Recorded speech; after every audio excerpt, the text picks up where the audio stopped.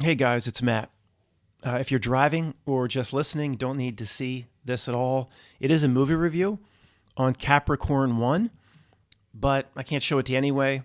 And, there's no reason to watch clips of the movie and the types of things that we're going to talk about here. Also, since I was so blown away as to how good it was, this had always been on my list for a long time. People send me stuff weekly. I have this whole list. Matt, check this out, check that out. I have a whole list of things I need to get to. This had always been on the list, but I watched the trailer a few times and it just looked a little cheesy.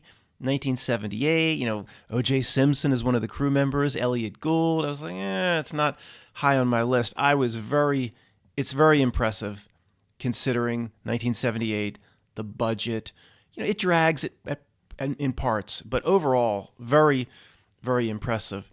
And I won't give any spoilers away, any real spoilers, guys. Of course, by now we should all know the premise here, so I'm going to talk about that and a few scenes related to that. But once it gets into the middle and the ending, I'm not going to go there in case anybody wants to see it or hasn't seen it, for 35 or 40 years. It is 1978, but I was very impressed. I didn't expect anything. And I was even, I mean, this is a movie that even if I haven't seen, I should be intimately familiar with what we do.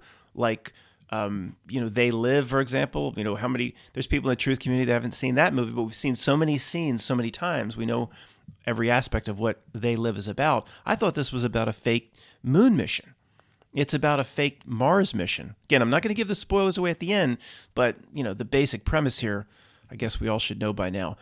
And in the movie, they acknowledge that Neil Armstrong definitely went to the moon. They lay that down as being completely real. But it's the same old story that the public's interest in these missions are waning. We need to do something special. We need to go for Mars.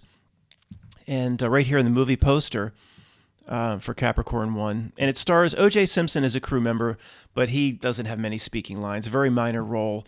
I forget the name of the lead actor and the other two actors who are the crew members, but they've been in for 20 things over the years since they did this in 1978. Telly Savalas pops up, plays a crop duster at the end. Very funny, interesting little role, very minor, but really adds to the movie at the end.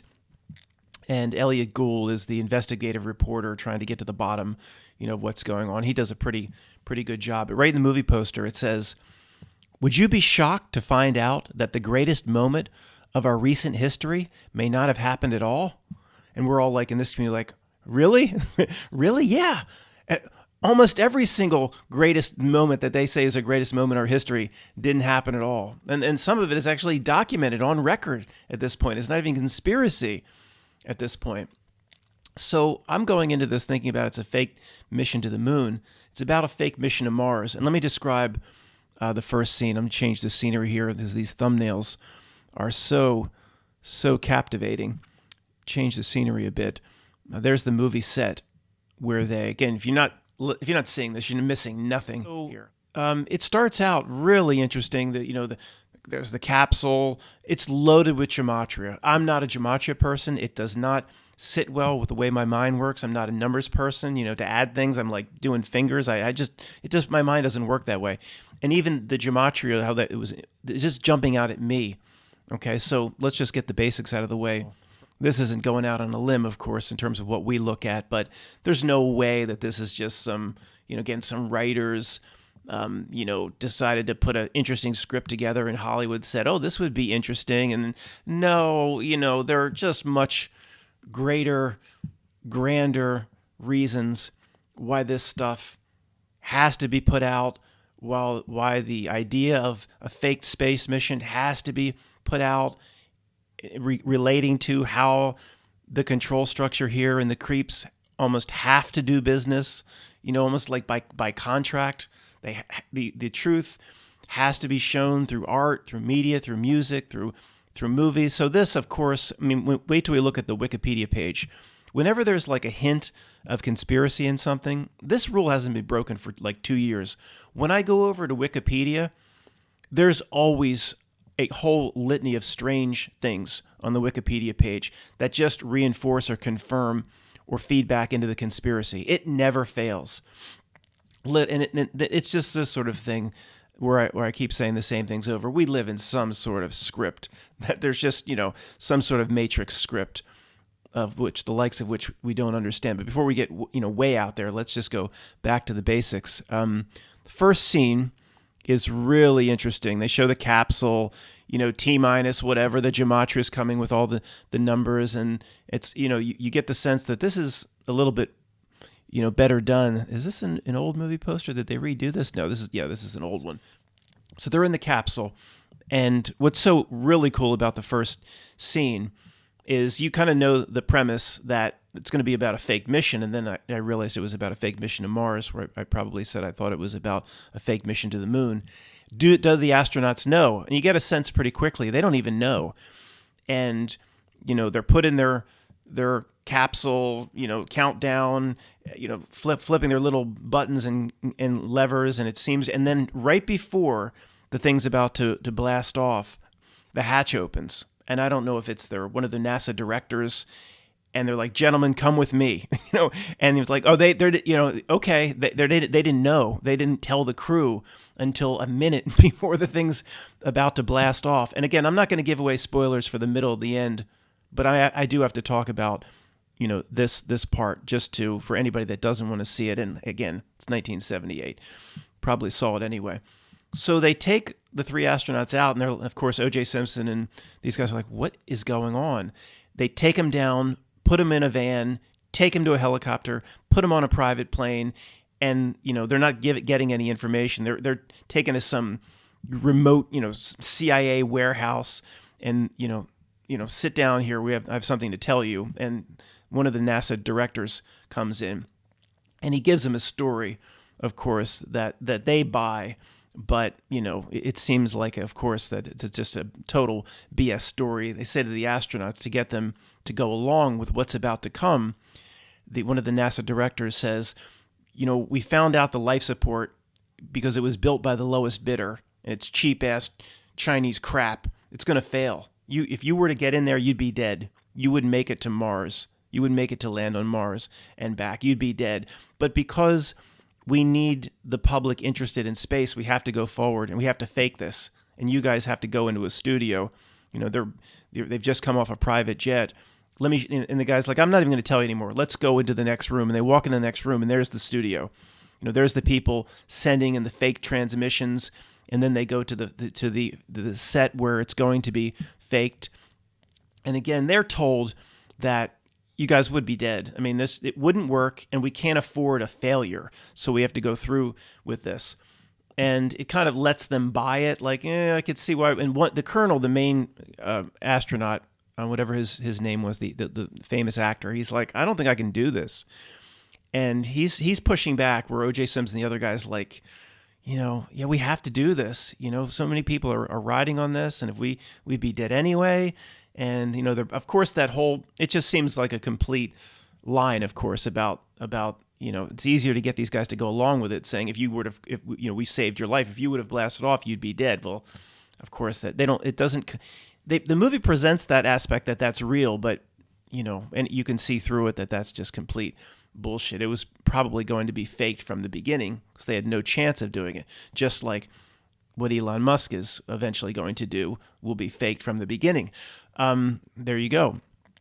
So one guy, and then you get into the dark side, the deep state, and all this. The main astronaut, he's going, I can't do this. You guys can. I don't lie like this.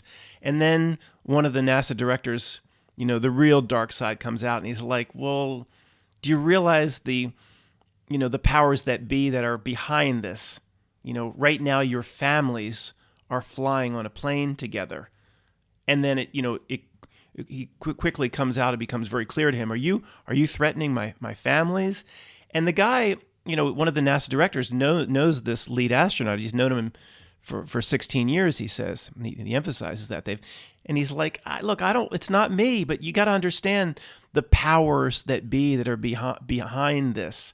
You get that sense, just like the famous Woodrow Wilson quote. Where we're in the famous, I don't want to show you anything that will give away a spoiler.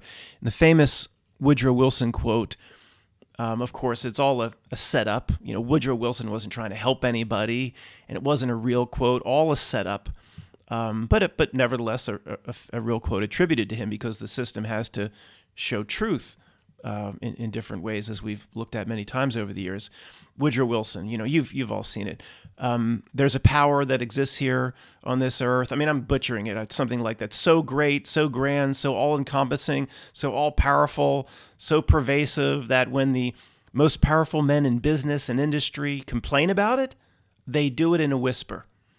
When the Bill Gateses of the world and the Dr. Bezoses, Dr. Evil, when they complain about it, people that you think are all powerful, presidents, prime ministers, when they complain about it, they do it in a whisper. It's that much higher than what you think real authority is.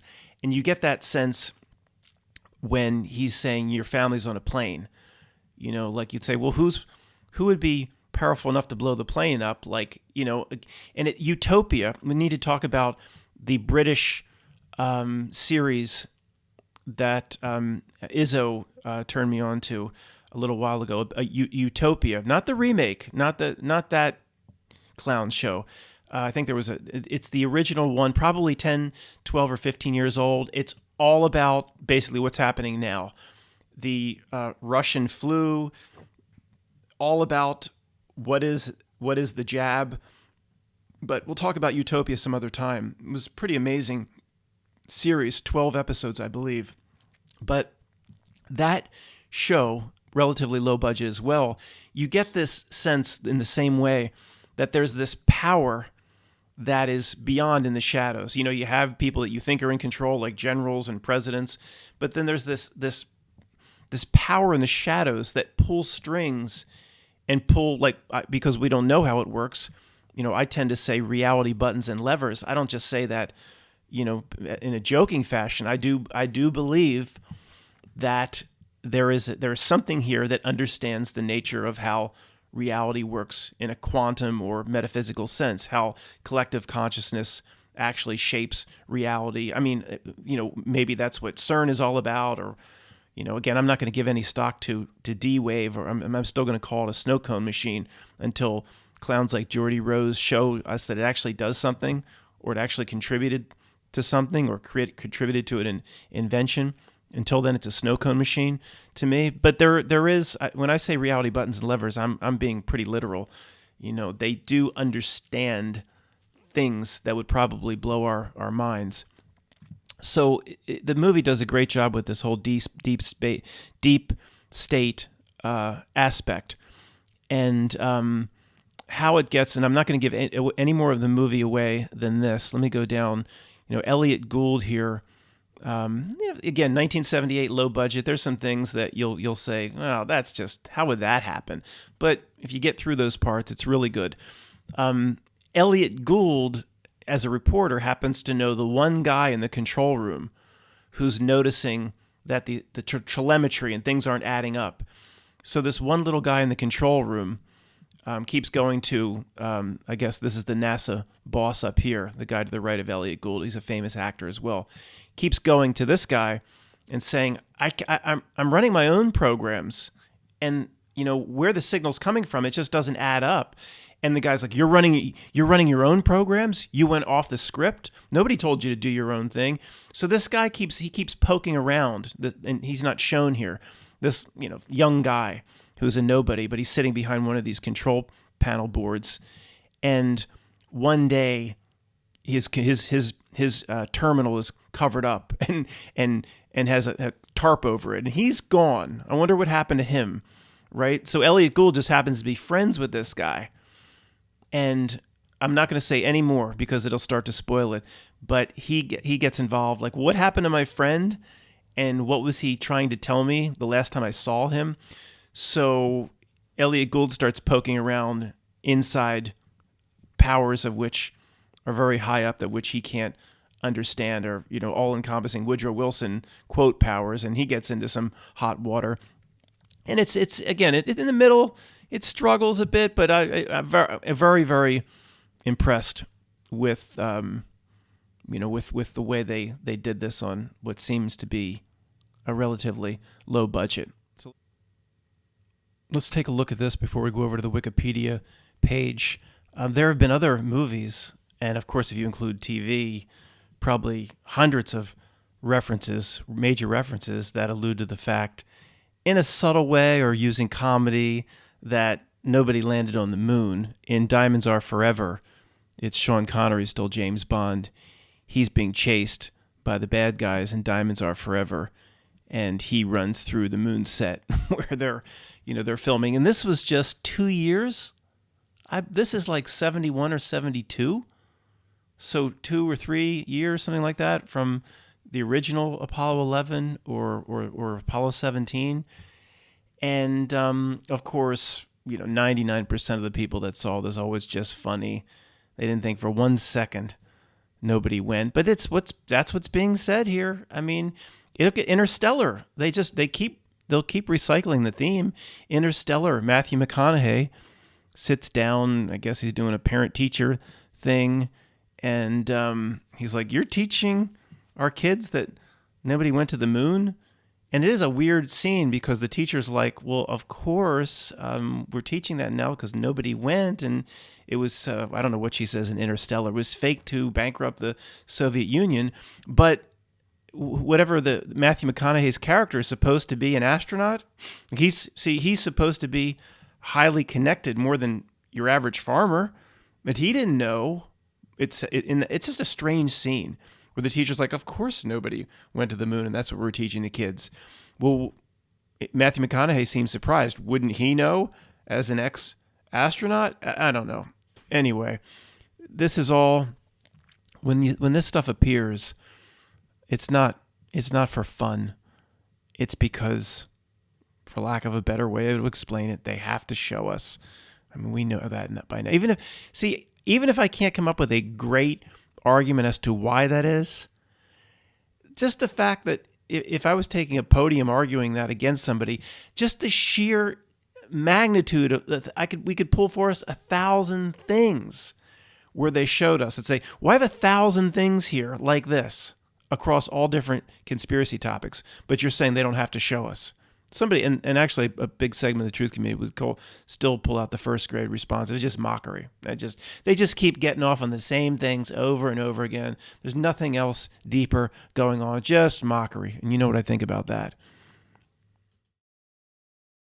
And of course, the whole Diamonds Are Forever in the title of the Bond film is part of the whole 100-year diamond scam.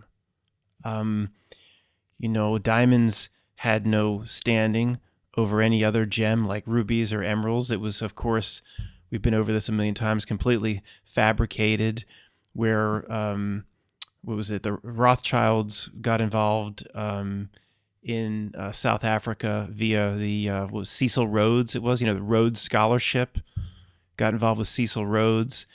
And they pushed it. They just marketed it. Probably they put diamonds to the forefront because they had the biggest supply of diamonds. They were apparently, the amount of diamonds that exist in this world, controlled by De Beers and Rothschild, they're probably worth about $1 each. So they pushed it through Marilyn Monroe. Diamonds are a girl's best friend, and then they pushed it right through the movie title, Diamonds Are Forever, in the Bond. Incredible.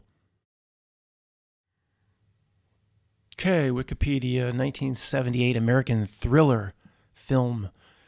Elliot Gould, James Brolin. The plot usually here in Wikipedia will give everything away, so we'll get through this. Just to show you some of the cast. Everybody knows who Elliot Gould is. James Brolin. Okay, he's really kind of a cool guy in this movie, very young. He's been in a lot of things. And I wanted to show this is the other. We've seen, what is he? He's in a TV series. He's been in it forever that I don't watch, but him. And of course, a interesting part of, the quote conspiracy that will pop up and it's always attached to the things we look at when we start to poke around into the Wikipedia will come up related to the O.J. Simpson. Is anybody surprised? That fraud. Production development. Okay, this guy is the director or put it together, this Peter Hyams.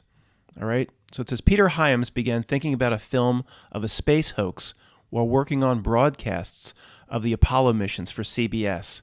Okay. It just, again, guys, I'm sorry if I keep saying the same thing over and over again.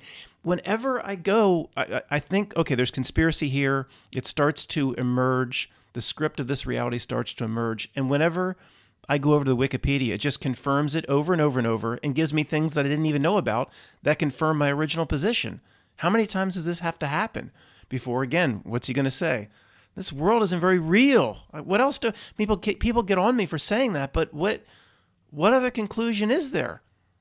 And I'm not going to completely understand it in this avatar, so I can't talk about it in a more intelligent manner. All I can say is it's not real. So he began thinking about a space hoax film while working on the broadcasts of the Apollo missions.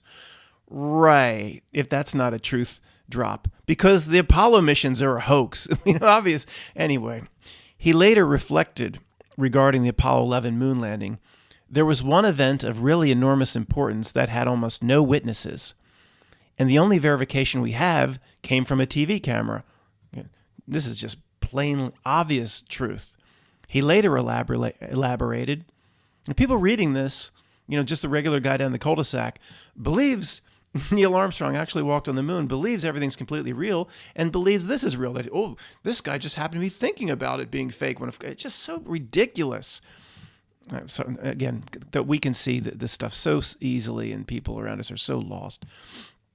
Whenever there was something on the news about a space shuttle, they would cut to a studio in St. Louis. Yeah, where there was a situation of what was going on. I grew up in the generation where my parents basically believed if it was in the newspaper, it was true. That's exactly like my mom. That turned out to be bullshit. Oh, said Hyams. Oh, he's dropping truth. My generation was brought up to believe television was true, and that was bullshit too. Oh, nice, Peter. So I was watching these simulations, and I wondered what would happen if someone faked a whole story. So anyway, again, this guy's no hero on our side. This guy, and teaming up with a guy named Lazarus. Matt, that's his name. What do you mean? There's no conspiracy. It's just part of how the weird script we live in works. He teams up with Paul Lazarus. Of all the gin joints in all the world, of all the names of all the world, it's just the same ridiculous stuff over and over again. Budget, $4.8 million. Okay. Then they presented it to, it says, let's just go back here. Hyams wrote the script in 1972, but nobody wanted to make it. So he started thinking about it and started putting everything together right after the at least the initial Apollo mission. He says interest in the script was reactivated by the Watergate scandal, where Watergate scandal showed us or tried to remind the American public that most everything is fake, and they still don't get it, even today. He attached producer Paul Lazarus. Attached him for his name, probably. Well, how does that relate in The Rising of the Dead? I don't know, but it's just a creepy way they work. I don't know. Just point at the Matrix code. I can't always read it. To stay within the budget, NASA cooperation was needed. Oh, why wouldn't NASA cooperate about a movie where it gets millions and millions and millions of people thinking about that everything could be actually fake? Because they have to. For some weird occult reason, they have to. Lazarus had a good relationship with the space agency, of course, because of Future World. The filmmakers were thus able to obtain government equipment as props, despite the negative portrayal of the space agency, including a prototype Apollo lunar module. Well, that right there could be mockery. It also could be, quote, I don't know, part of the spell. You actually get the real stuff that NASA used to fake Apollo with, or Mercury, Gemini, Apollo. You get the real stuff they used for real to fake. It's fake, but it's a real fake. So it was the real fake. The movie's the fake. You get the real stuff that was used in the real fake in the fake, and maybe that completes the loop on the spell or something. I mean, who knows how these creeps do business? But it just feeds into, the same script. Is anybody, at the end of the day, if what I just said didn't make any sense, I guess it didn't.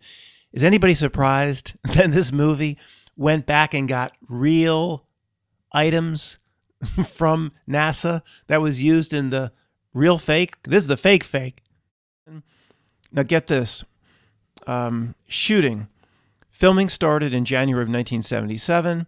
Filming took place at the Cinema Center Films in Studio City and in the Red Rock Canyon State Park. Red Rock Canyon State Park to mimic the Mars surface. That's probably where they land the Discovery and the stuff that Matt Damon came across when he was on Mars. That it's always JPL. Always, why is it JPL? Why is it always Parsons and JPL sending out his fraudulent rovers to Mars? It's got to follow the same script. Now check this out, because it can't just be weird on its own. It has to get even weirder. It just has to. It gets back to when I said, right after the Kobe beef incident, I said, is there ever going to be a major world news story that when we in this community start looking into it's not going to be riddled with conspiracy? And everyone was like, agreed with what I was putting forth. Like, no. Everything of any major announcement or event that is put out through the news is always at this point going to be riddled with conspiracy. It's the same way when you go back. It's like a retrocausality. It's the same when you go back and look at something. It's like what the reality has to devolve into. So check this out. Hyams, the director-producer, later joked, O.J. Simpson was in my film, and he was in Capricorn 1, of course, and Robert Blake was in his first feature called Busting. Now, Busting was the premise initially, they said, for Starsky and Hutch. And he said many times, some people have Lifetime Achievement Awards, some people win Oscars. My claim to fame is I had two leading men who were subsequently tried for first-degree murder for their wives. So he can't, Blake, remember? Let me see if his picture will pop. Remember first-degree murder trial? O.J. Simpson? That's his claim to fame. I put two leading men in that were both tried for first-degree murder for killing their wives. Matt, where are you going here? That's got to be a coincidence. Of course, generally, yes, it's a coincidence, but it's just it's part of the strange reality script. These strange anomalies or oddities are endless every time we look at something. Doesn't that point to the people that get on me saying that when I say the world isn't very real, every time we look at something, it's just riddled with gematria, strange anomalies like this.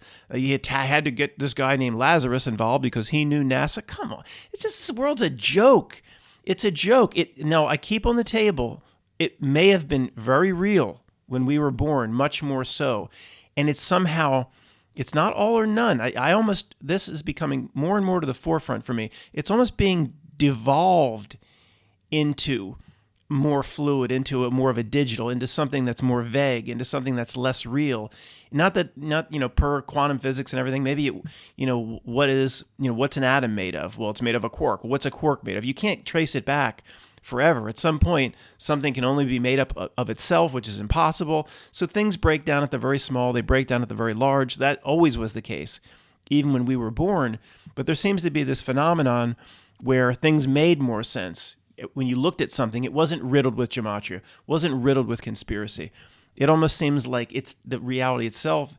We expect if things are going to change, we're going to wake up one morning and the sky is going to be black and the grass is going to be purple. No, it might be a slow devolution.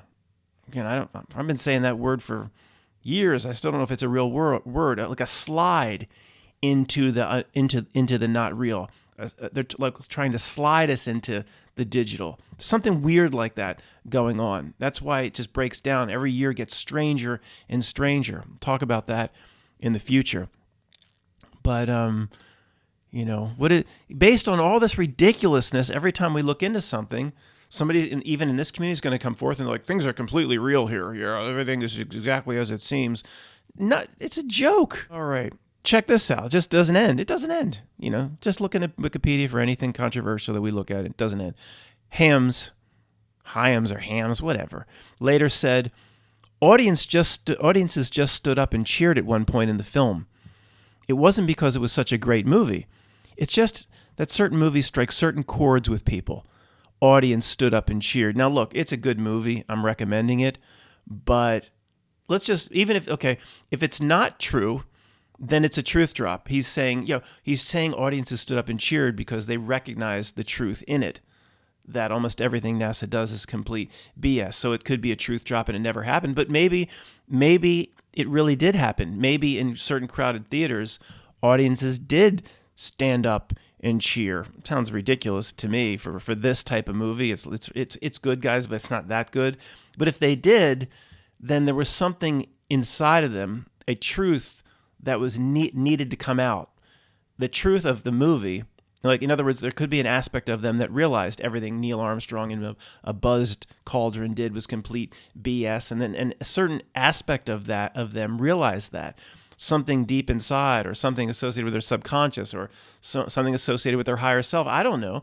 And it just caused them to really embrace this movie almost emotionally, where if you interviewed these people as they walked out, still crunching popcorn, like shoving huge amounts into their mouth, they'd say, "Did you, when you were cheering at one point, did you get a sense that, like, this movie's exposing truth, that what NASA's saying they're doing isn't real?" The person would be like, the ego would take over, the frontal lobes would be like, "Well, of course not. I believe." Who wouldn't believe? This is just, again, 10 years later. Like, who wouldn't believe Neil Armstrong walked on the moon? Their conscious mind, wouldn't be aware of anything. There are many aspects to all of us, all fighting for control. So even though they might have stood up and cheered because they're embracing this element of truth and they saw the truth in it, their conscious mind would never realize that. And of course, that just gets worse as the decades go on. So we have the script zombies that we have now, which I'm now, per the last video, calling drifters, life drifters. Let's go back to the Bruta Pictus and see if there's anything that I missed. This is the scene. This is where they're boarding the capsule. Everybody's, even one of the things that's very interesting about this movie, guys, is very few people are in on it. Okay, I didn't talk about that. Very few people are aware. They're about to board the capsule. All three astronauts have no idea what's going to happen. Somebody comes in, just opens up the hatch, a minute later and says, "Get out." This guy, who is a lower level flight director or whatever, who puts them in the capsule, he doesn't know, most likely, what's going to happen. The people back even in Mission Control, Houston Mission Control, most of them don't know. Remember, a guy at his console went to one of the directors and said, "Something's not right with my screen here." So none of the guys that you see, or girls that you see at their terminals, looking at the numbers, at least that's how they presented it in the old movies, looking at their green screens and their DOS prompts, none of them are in on it. They're getting feeds from somewhere else. So one of the main themes that flows through this movie, if you believe, these movies are truth drops, the way I believe they are, and we've talked about that in the past. Then one of the big truths that comes through is, something that I've been talking about for a long time, how very, very few people are in on it, far less than you would think. Even in the Utopia series about the Russian flu and the Jacksinations, and it's all about Utopia. It's the 12 episodes. It's all about what's happening now to a degree. It's scary, but there is this overriding, Illuminati, control structure that's just pulling levers, and the people, and it's a very small group in Utopia. Most of the people on the ground are not aware of anything, and that is also the theme here in Capricorn 1. And of course, I'm just saying, and people misinterpret what I say here. I'm not saying nobody's in on it. I'm just saying it's far, far fewer than as many as you would think, in terms of what Congress understands. At the congressman level or congresswoman level, they understand nothing. They're in for Nancy Pelosi, that's about it. They're in for 2 years. If they start to sniff around, they're punted out. Even in the Senate, Chuck Schumer, sure, creeps like that. McCain probably did. But other than 10, 15 senators that can be influential, probably the other 85 have no clue as to how almost any part of reality works. There's very few, and we give too many people credit of being in on it when they're not. And again, what kind of world could pull that off with the amount and the degree of things that are, quote, pulled off, where you just have a tiny little group that is supposedly in the know and in on it. So there's somebody that I email back and forth with, Matt. We'll just, his name's Matt, like mine. And he kind of represents a whole wing of the conspiracy truth, our group that believes a whole lot more people are in on it. There have been, YouTube videos put out by a lot of smart people that say, no, Matt, you're Matt M. Me, I'm wrong. There's these, you go down to your, local business, and they have the three triangles as their logo. They're in the know. You don't have no idea the amount, and I totally disagree.